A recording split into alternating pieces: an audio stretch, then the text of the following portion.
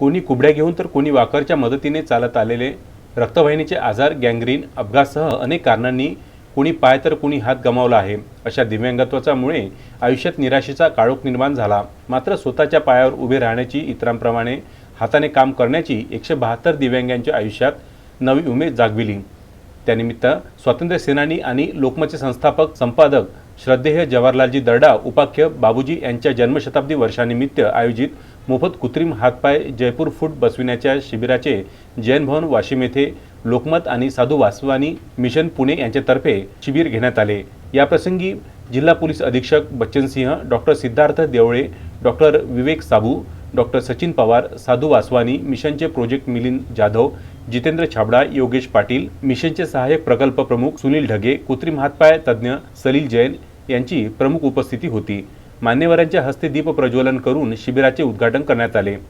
लोकमतच्या माध्यमातून 2015 मध्ये पहिल्यांदा मोफत कृत्रिम हातपाय बसविण्याच्या शिबिराची सुरुवात झाली। यातून राज्यातील 11 जिल्ह्यांमधील 5000 व्यक्तींना फायदा झाला। कृत्रिम पाय बसविण्याचे काम देशात अनेक ठिकाणी होते, परंतु कृत्रिम हात बसविण्याचे काम अत्यंत कमी ठिकाणी होते आणि त्यातील हे एक ठिकाण आहे। सलील जैन हे निरपेक्ष भावनेने गेले अनेक वर्ष दिव्यांग यांना कृत्रिम अवयव बसविण्याचे काम करीत आहेत। शिबिरात तज्ञ डॉक्टरांकडून तपासणी करून 149 जणांच्या कृत्रिम अवयवांसाठी माप घेण्यात आले। लवकरच त्यांना कृत्रिम अवयवाचे वितरण केले जाईल।